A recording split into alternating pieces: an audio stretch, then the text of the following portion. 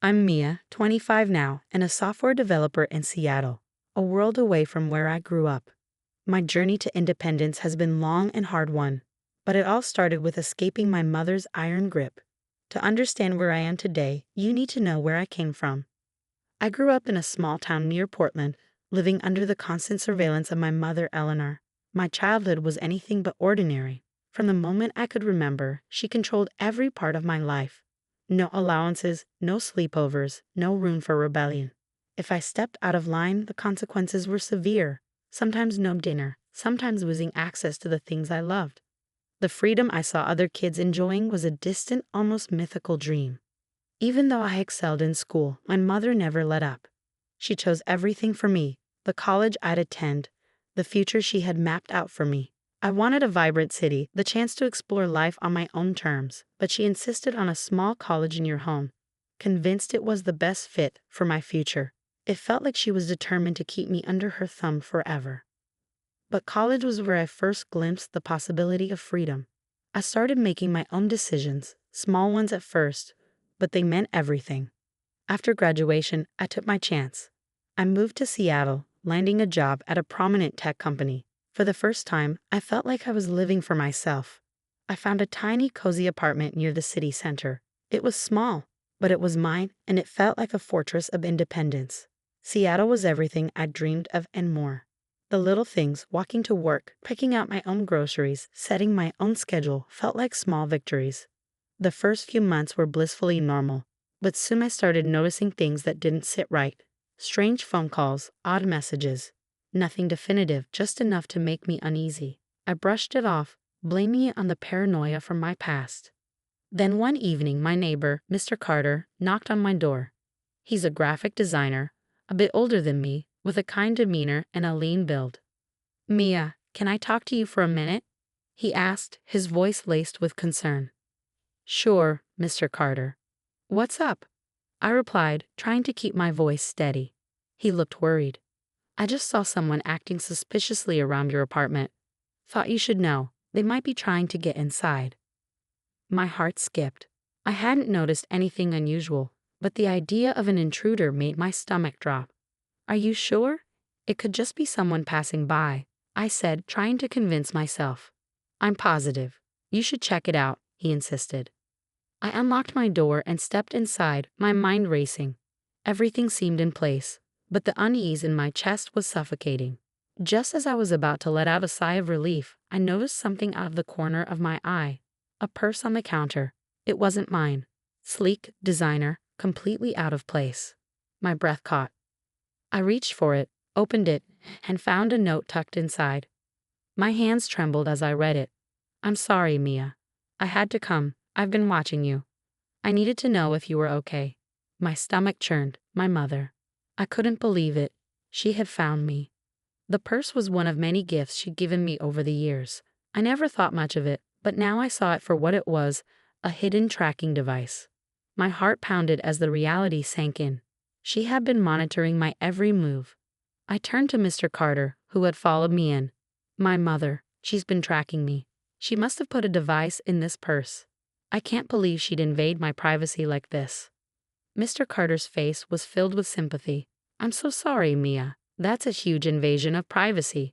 You don't deserve that."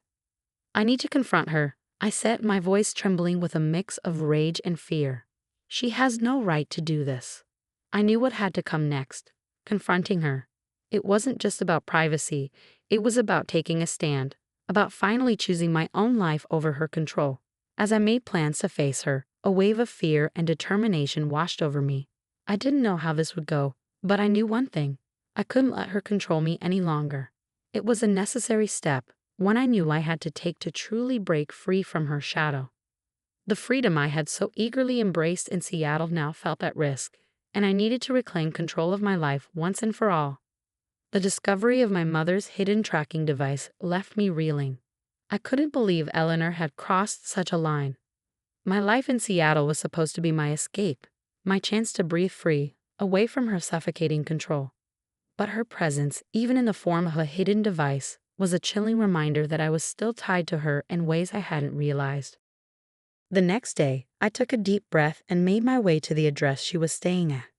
It was a small, run-down apartment not far from the town where I'd grown up. Nothing luxurious, but it was enough for her. As I approached the door, my heart pounded in my chest. I knocked, and after a long, tense moment, she opened it.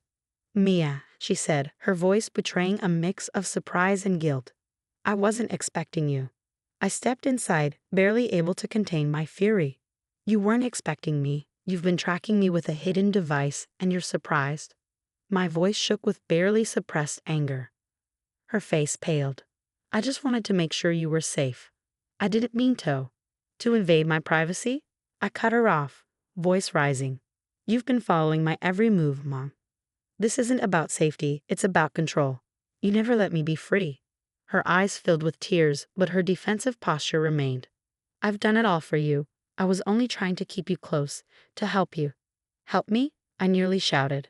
"By suffocating me. By deciding everything for me? I'm 25, Mom. I'm an adult. I need to live my own life." Her tears spilled over, and for a moment, I saw the woman who'd raised me, the woman who tried so hard to keep me within her grasp. "I'm sorry, Mia. I didn't know how to let go. I've made mistakes, but I didn't know how to fix them."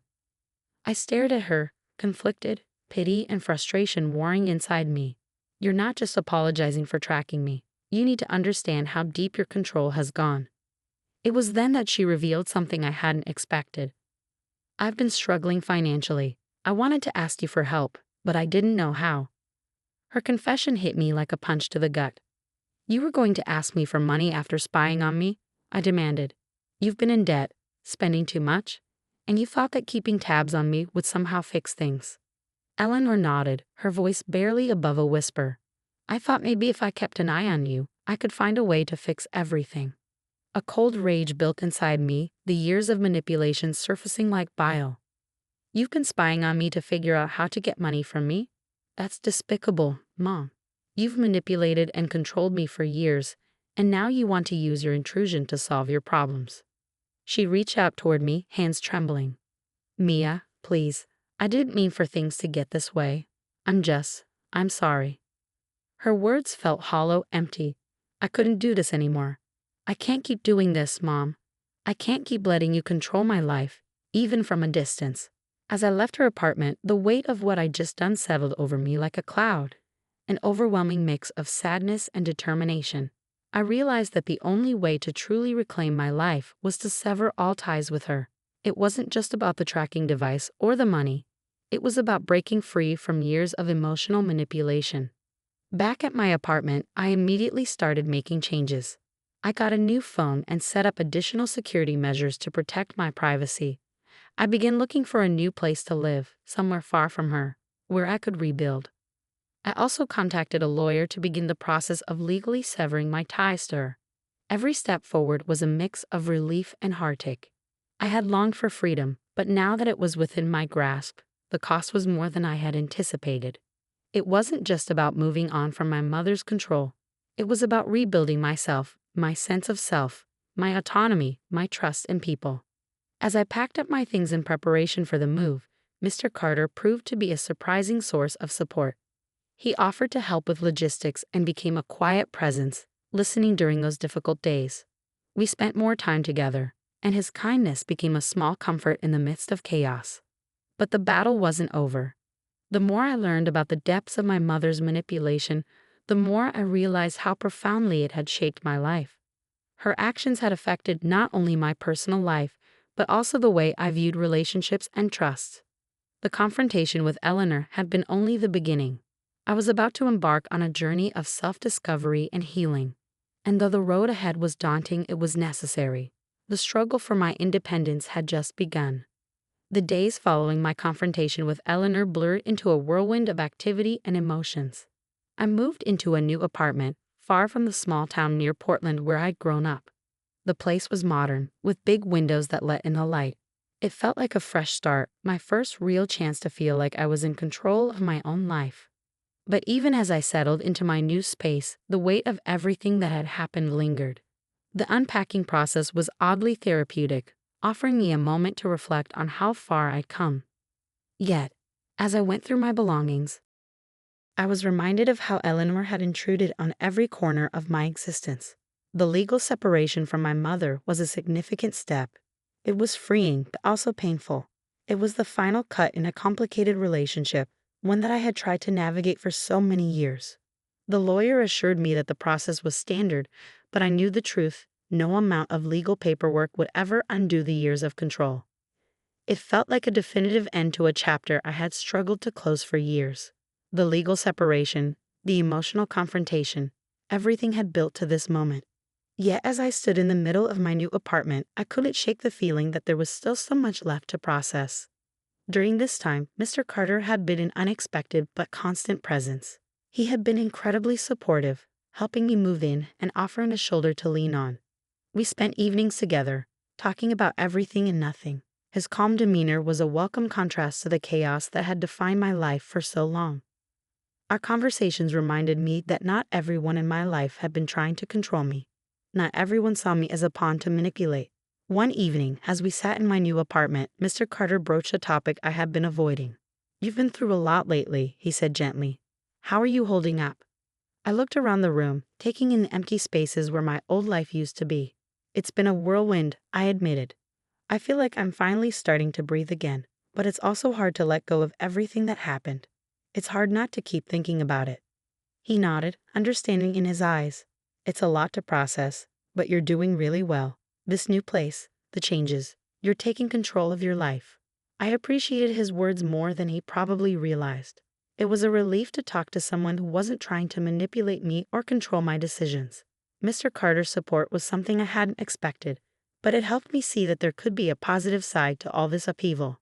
As weeks passed, I began to establish a routine in my new apartment. I started working on personal projects I had neglected for years, things that made me happy, allowed me to express myself without fear.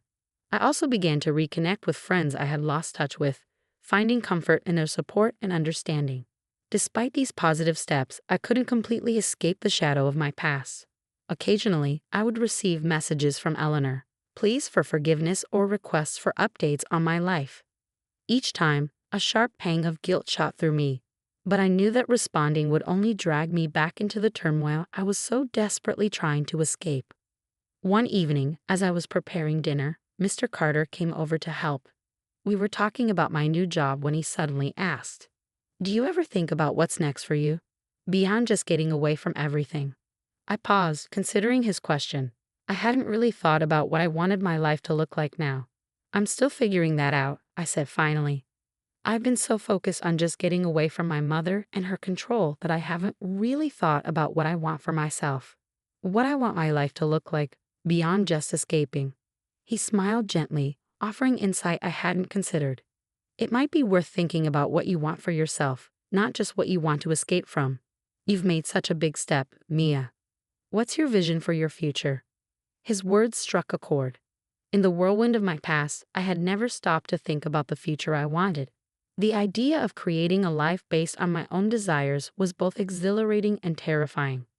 For the first time in years, I was given the space to imagine the possibility of something better, a life built on my own terms.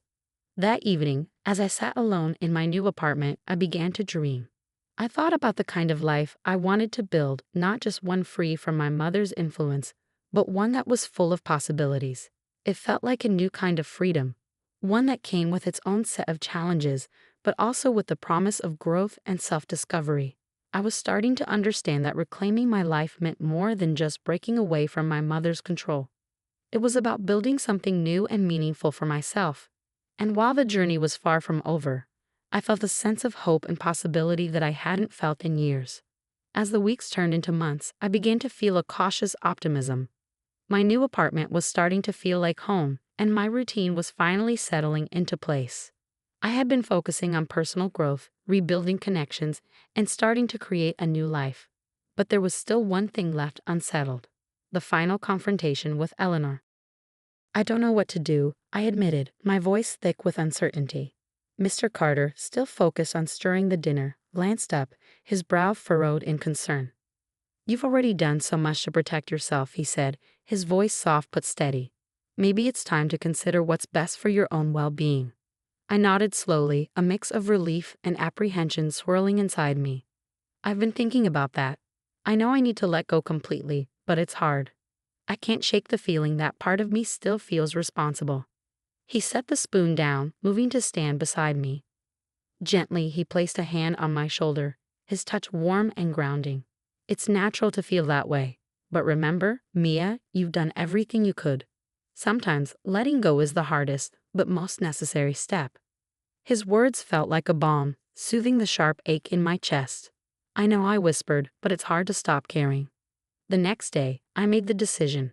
I drafted a final letter to Eleanor. My hands shook slightly as I wrote, the words flowing out in a steady stream of clarity and finality. I laid out my boundaries. I would no longer respond to her messages. Any further attempts to contact me would be ignored. It was firm but respectful, a goodbye that, I hoped, would provide the closure I needed. As I sealed the envelope, a strange mix of sadness and relief settled over me. It was more than just an end to a chapter. It was a declaration that I was moving forward, unburdened by the past. A few days later, I met Mr. Carter at the park. We sat on a bench, the crisp autumn air surrounding us as the leaves slowly turned, painting the trees with shades of red and gold. He was quiet, his gaze fixed on the changing leaves. Then, after a moment of silence, he turned to me with a thoughtful expression. "You've been through so much, Mia," he said, his voice gentle but filled with admiration. "I'm really proud of how far you've come. But there's something else I've noticed. There's a light in you now that wasn't there before. You seem more at peace." I looked at him, feeling warmth spreading through me. It was a warmth I hadn't felt in so long, like I was finally letting go of the weight I had carried for years. "Thank you," I said quietly. "It's been a journey, but I think I'm starting to find my way. I'm learning to focus on what I want, not just on what I've escaped." Mr. Carter smiled, his eyes reflecting a kindness that made my heart swell. "It's great to see you like this," he said, his voice steady and sincere. "And I'm here for you, whatever you need." His words lingered in the air, carrying a promise of support and friendship. It was the first time in a long while that I felt completely understood, without judgment, without strings attached. It gave me the courage to imagine a future where I was not just surviving, but thriving. The conversation stayed with me long after we parted ways. For the first time in years, I was beginning to envision a future that was truly mine. A future I could shape based on my own dreams and aspirations, not dictated by anyone else's expectations. As the year drew to a close, I took time to reflect on the changes I had made. My life was still a work in progress, but it was no longer defined by my past or by my mother's control. I had learned to make decisions for myself, to embrace the possibilities that lay ahead. One evening, as I stood by my apartment window, watching the city lights flicker against the dark sky, I thought about everything I had been through. It was a strange mix of pride and relief to know that I had come out stronger on the other side. There was still uncertainty, but also the promise of new beginnings. In the end, it wasn't just about breaking free from my mother's influence. It was about finding my own path and having the courage to walk it. And as I looked ahead to whatever the future held, I felt a deep sense of peace. For the first time in a long time, I was truly in control of my life.